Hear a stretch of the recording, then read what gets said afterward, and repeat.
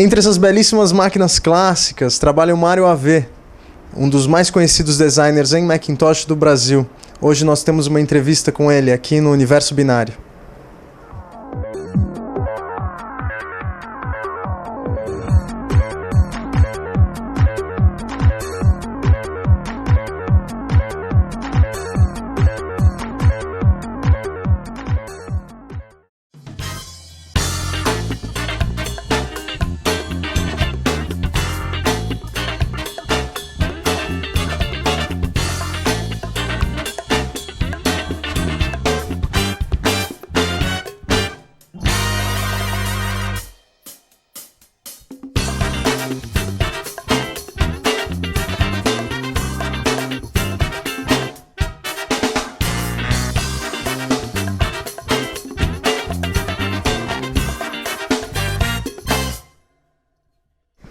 Apple Store. Estamos aqui no nosso episódio aqui do Universo Binário com um famosíssimo, mas pouco conhecido pessoalmente, o Mário AV. E eu devo abrir a entrevista falando que, olha, Mário AV é um nome muito maneiro. Um apelido, eu não sei se é o seu nome mesmo. O sobrenome agora. Acho mais bonito até. Ah, é? Não, porque eu sempre achei legal, porque saíam matérias, saíam capas na Mac Mania, trabalhos do Mário, e saía sempre Mário AV, e eu achava muito maneiro, porque além de ser maneiro, o nome era quase um currículo, né? Você como artista gráfico...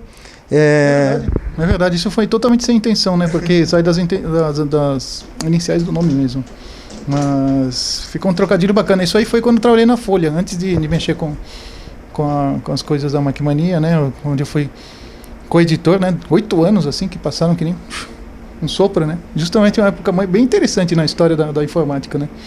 E até hoje colabora com a Mac+, só que é expandir, né? Então, na Windows Vista e na Photoshop Creative também, né? E escrevendo matérias... Escrevendo matérias, de vez em quando ajudando na edição também, ilustrando também, e fotografando. Porque depois que eu saí das revistas, eu editei revista de games também, né? Trabalhei na IGM, Nintendo World e tal. E depois trabalhei numa agência de marketing, mas comecei a achar que carreira de design gráfico tá muito sem graça, assim, não sei. É meio que nem trabalhar em redação, a diferença não é tão grande, né? Você tem é um trabalho que realmente ficou sem graça e tem um monte de opiniões minhas no blog lá bastante extremadas falando, olha, essa profissão tá horrível, não sei o quê, estão destruindo, os clientes são horríveis, os profissionais são maus, né? Só metendo a boca e para minha surpresa, centenas de pessoas mandaram e-mail falando, não, é isso mesmo, concordo com você, estou tendo as mesmas aflições, não sei das quantas. Aí que eu falei assim, olha, eu vou me concentrar em fotografia e ilustração, que é uma coisa que dá sempre para ser original e dá para cultivar um lado autoral legal também, né? Porque se você não cultivar um lado autoral, pira, você fica insatisfeito. E a outra coisa é escrever, né? Eu não consigo ficar sem escrever nada. Então uma das coisas que acabou ficando um vínculo permanente minha com a Mac+, que é a sucessora da Mac Mania, a sessão museu, no login da revista aqui,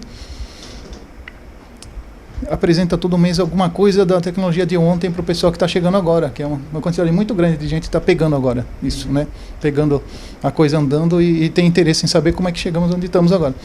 É um pouco de histórico, porque a gente, aqui no estúdio do Mário, vocês podem perceber, temos aqui dezenas de máquinas antigas, novas, mais antigas, mais as clássicas, da época do Steve Jobs, depois que o Steve Jobs saiu. E depois ele voltou. Ironicamente, a maior parte deles são da era bege dos anos 90, né? Que o Steve Jobs não participou, né? Sim, exatamente. As coisas com... Bom, tem o laser, né? Tem o... Que eu acho que é a peça-chave aqui. A peça-chave aqui da coleção do Mário é o Lisa. É o mais exclusivo, por exemplo. E ainda está pré-restauração, né? Pode ver, está bem feio. A prioridade no momento é juntar e conservar eles. Assim, ano passado, quando comecei, eu conseguia tratar e consertar individualmente, mas depois ficou esse número grande de coisas. Teve uma vez que vieram 10 máquinas de uma vez.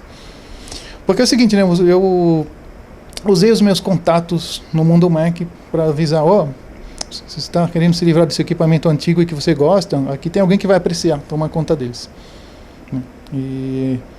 E bom, um veterano usuário de Mac tem uma coisa muito emocional com o equipamento, né? Ele não consegue simplesmente se livrar, né? Eu acho que toda pessoa veterana de Mac tem algum encostado no fundo de um armário assim. Eu inclusive tinha um LC3 que você tem lá em cima, que eu acho o design muito interessante, que é de 93, 92. Que vamos pegar lá como um exemplo, porque isso numa época, é interessante posicionar ela historicamente, que é antes do Windows 95, 93. De 93. A CPU inteira do computador é essa pequena caixa que eles chamavam de caixa de pizza, né? Se você, deixa ele aberta, mano. Você tem aqui as portas de memória, né, de memória RAM, a famosa bateriazinha do relógio que todos os Macs têm. Isso aqui é um slot PDS para você colocar uma placa de rede ou captura de vídeo ou alguma outra coisa. Que é uma coisa meio proprietária que foi usada só em algumas motherboards da época, né? Sim. E eu tô querendo identificar esse aqui. Eu acho que é o coprocessador matemático que vai aqui, né? É o processador, né? Você vê que ele era muito econômico, né? Ele não precisava nem de cooler, de ventilação, qualquer coisa assim. Exatamente, ele tem um coolerzinho só aqui, que é para o gabinete inteiro. Esse espaço onde vai o HD exclusivo dele. Chega mais perto aqui. Mostra aqui, olha que interessante, né? O processador aqui que vem com o loginho da Motorola, que a Motorola fabricava esses processadores.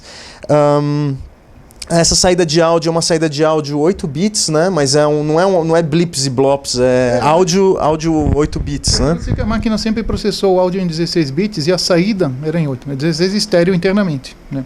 Quer dizer, se você ligasse uma... Se você ligar um fone de ouvido aqui, você atrás. ouve o som estéreo. Exatamente, é muito interessante essa máquina. Eu ganhei essa máquina num sorteio e eu falei, o que eu vou fazer com essa máquina? Mas depois de um tempo eu comecei a ganhar paixão pela maquininha. Oi? Tem um monitor que encaixa dele. Perfeito, né? Perfeito. Isso que é muito legal das máquinas. E o que aconteceu nessa época também, né? Que, como vocês podem ver que elas são mais ou menos da mesma época. Você vê, esse é um outro modelo. 040, ou seja, aqui é um chip grandão aqui. Mas, memória de vídeo. E o resto da construção dele é idêntica. Né? Esse também é o que eles chamam de form factor, né? Então, você vê que tanto esses quadrinhos como o 6100 que está aqui, eles seguem esse formato baixinho porque é um desktop para colocar o monitor em cima. Mas aos poucos o mercado começou a gostar mais de torre, né? O 2CI e o Quadra 700 são interessantes porque eles podem ficar deitados ou de pé. Né? E eu sei de muita gente que pega o Mini atual e coloca de pé também. O Mini atual, o Mac Mini atual coloca de pé. Sim. Agora esses aqui foram pensados já para ficarem entre o monitor e a mesa, e isso eleva o monitor até uma altura mais ergonômica, né? Porque o monitor sempre precisa de um pouco de elevação. E foi isso que o Steve Jobs, quando ele voltou em 97, né? Quebrou tudo e fez isso aqui, né? Aí ele fez isso aqui, tá leve porque é um mock-up. Mas essa foi a grande joia, né? Que voltar ao conceito do monobloco, que inclusive a gente separou um monobloco antigo, Mac aqui. Mas voltar a esse conceito de monobloco com uma tecnologia avançada para a época, até inclusive, né? USB, que era novidade. Você vê, é muito simples aqui o painel de conexões. Você tem FireWire, USB, rede, modem, áudio, entrada e saída, acabou. Nada mais na máquina inteira, né? Então eles vendiam o iMac como o fim dos fios. Perdura, né? Eles têm uma propaganda que mostrava um PC ATX com um monte de fio assim atrás, né? Até hoje é um pouco desse jeito, mas conseguiram simplificar muito, porque antes você tinha um cabo SCSI desse tamanho, que você tinha que ligar o periférico com a máquina desligada, senão estragava tudo, e um monte de... Não reconhecia, né, as limitações, porque o SCSI era a interface externa mais usada na época, né, antes dessas máquinas, antes do USB era o SCSI, e tinha várias dificuldades, inclusive tinha um software que eu lembro de usar na época que auxiliava você a conectar periféricos depois que estavam ligados, né, que era o Silverline, alguma coisa assim. É isso mesmo. E tinha outra coisa, né? Mesmo nas portas seriais tinha uma confusão, porque às vezes você tinha uma porta que servia para colocar uma coisa, outra que não servia. Tinha porta separada para modem para impressora, que depois unificaram. E um monte de pequenos detalhes que o usuário não tinha que se preocupar. Ele não tinha obrigação de se preocupar com essas coisas e aos poucos foram botando ordem na casa, né?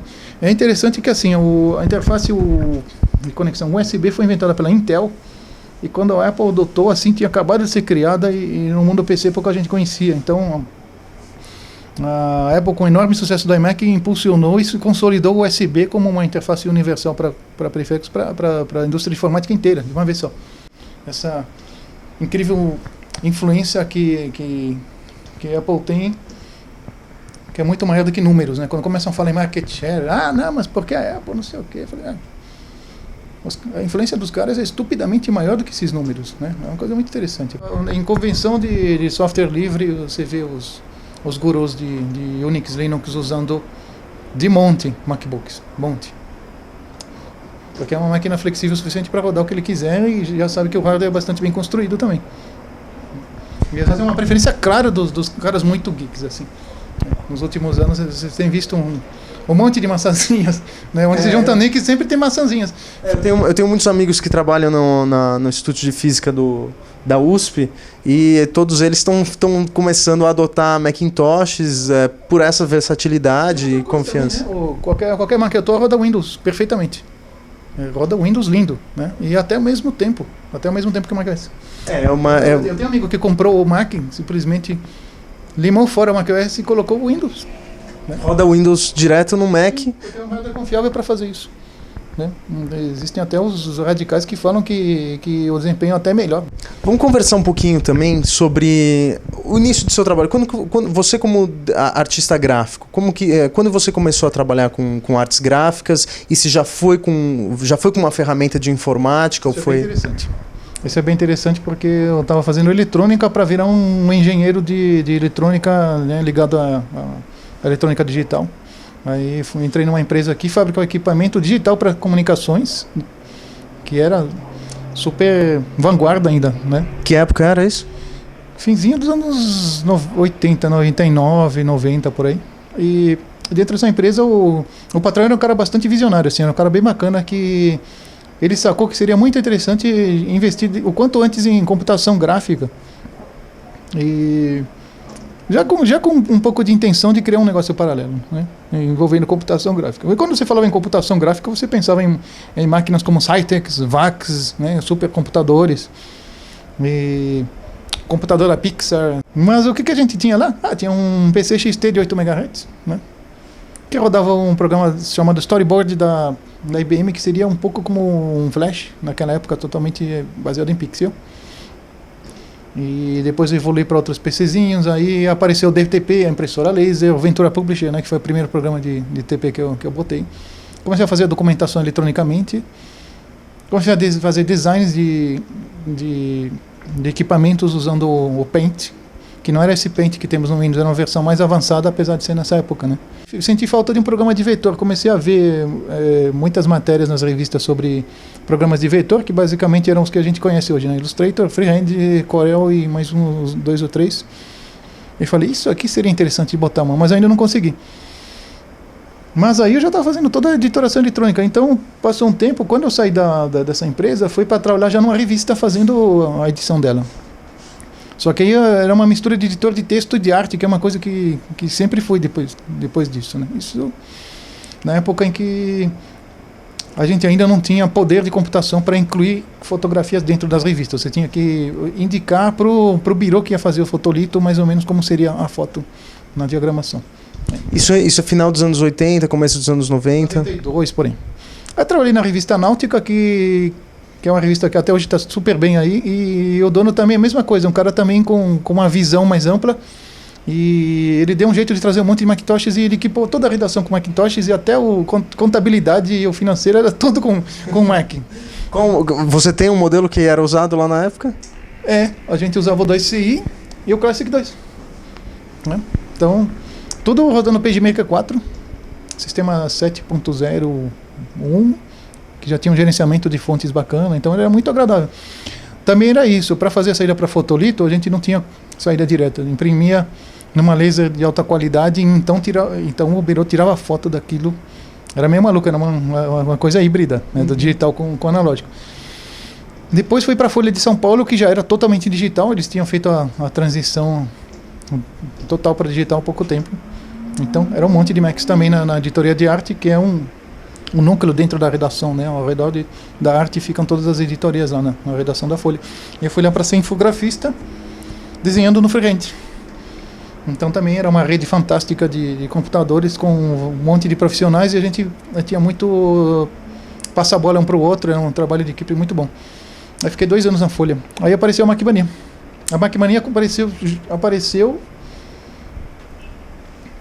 final de 93, começo de 94, e foi realmente uma investida kamikaze de um grupo de rebeldes que queria muito fazer essa revista e não interessa como, e realmente eles foram assim, começou com uma super aventura. Eu não participei da fundação. Eu apareci numa matéria que já no número 6 da revista, só que eu entrei para trabalhar nela mesmo em torno do número 25, mais ou menos. Já tinha acontecido um monte de coisas assim. Mas depois foi virando a parte da família Macmania, né? E pouco tempo depois lançamos também a Magnetic, que seria uma Macmania, só que mais geral, falando de tudo da informática, uma coisa mais parecida com uma Wired, talvez. Né? Mas isso eu lembro da Magnetic, mas era mais no final dos anos 90, né? 98, 99. 98, a Magnetic, na verdade, ela ficou em gestação mais de 2 anos até sair. Aí, quando deu para ver que o formato revista não estava empolgando muito, passou a ser só o website, e foi uma aposta inteligente, né? Logo depois veio outro projeto Xodó, que foi a Topografia, né, que é uma revista totalmente de designers gráficos, assim, só o filé, né, as coisas mais bacanas que rolam em artes gráficas envolvendo tipografia e caligrafia, com a edição do Tony de Marco e do Cláudio Rocha, né, até hoje tem uma ligação com eles. E agora acabou de sair o número 8, né, uma revista bianual, né, sai uma a cada semestre mais ou menos. É uma revista livro de baixíssima tiragem, assim, é uma coisa bem seleta. Né? E hoje você está colaborando com a atual Mac+, que mais? Mas foi assim, a Macmania acabou, uma parte dos colaboradores, inclusive o fundador da revista, que é o Einar, foram para Digerati, e lá eles criaram um novo projeto mais atualizado e refundaram a revista como o Mac+. Né? Não, na verdade não é o mesmo produto, um é inspirado no outro. Você escreve também para... Agora você não está escrevendo só para Mac, você está escrevendo para Windows também? Para Windows eu não escrevi sobre Windows, eu escrevi sobre fotografia amadora, né, que é um assunto que estava assim, na lista de desejos dos leitores da revista. Né, fotografia amadora, como otimizar a sua fotografia, não necessariamente envolvendo o computador. Na Mac+, eu estou abordando esse tema também, mas aí mais ligado ao uso do Mac. Né. Trabalhando com iPhoto, Lightroom, Photoshop, todas essas coisas. E o que vier pela frente. Né? E você disse que também está começando a colecionar máquinas fotográficas, então... Essa é coisa meio incidental, né? Meio acidental. O que aconteceu é o seguinte, eu fotografava com reflexo de filme, aí botei ela de lado porque digital era tão confortável. Aí fiquei, acho que 5 anos fotografando só com câmerazinhas pequenas digitais, até uma hora que deu uma saudade assim, e fui atrás de uma outra máquina reflexo de filme e redescobri o mundo e vi as fotos que fazia em filme e falou assim, na digital eu não estou conseguindo esse tipo de qualidade de imagem. E aí eu tive que me reinventar como fotógrafo, descobrir onde que está a magia, o segredo. Então agora eu pego máquinas para testar, né, estou bem informado. Então. De um grande amigo meu assim que deixou para mim a título de empréstimo, né, é um empréstimo interessante porque eu posso usar, ele pode usar quando precisar também.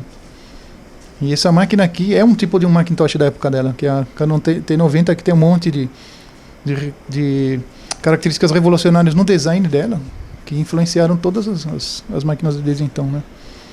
Essa aqui é, se não me engano, é 86, a EOS, o padrão EOS saiu em 88, né? Então essa daqui deve ser de 86, 87. E esse design ergonômico, esse design fluido aqui, foi a primeira câmera profissional com isso aqui. Né? Todas as outras eram umas caixinhas antes dela. Então, mas ela foi a última máquina que teve suporte a esse tipo de lente aqui, né? Que é o padrão FD. Aí eles lançaram a EOS, que é o que está até hoje. Que são lentes controladas eletronicamente, né? Com motores internos e tudo mais. Né? Então, mas essa aqui já aplica alguns dos princípios de ergonomia que depois foram usados por todas as outras marcas, como por exemplo um grip envolvente, o botão de disparo para frente, a rodinha aqui, coisas para o polegar aqui, né? Então foi uma grande sacada. E nas compactas tem uma coisa engraçada, porque todo mundo tem um monte de modelos de compactas, mas o público que compra não está explorando elas e ao mesmo tempo está insatisfeito. Assim, não chega a aproveitar tudo que elas podem dar, mas alguma coisa não está legal. Então, talvez muita gente se encha e passe a usar celulares que tiram fotos com melhor qualidade. As compactas tendem a ficar mais sofisticadas também. Zooms compridos, muitos megapixels, funções malucas para detecção de sorriso em rosto, essas coisas, né? É interessante. Gravação de vídeo de alta qualidade em HD também. Exato. Eu já vi 1080p em máquina fotográfica também. Agora sim, tanto a Canon como a Nikon agora tem máquinas reflex que incrivelmente capturam vídeo de alta qualidade também. Está começando a fundir. E tem vários fotógrafos que estão ficando entusiasmados, falando, olha, é mais uma linguagem legal para integrar, né? Então, quem tem a cabeça aberta está achando muito interessante essa conjunção de vídeo com foto.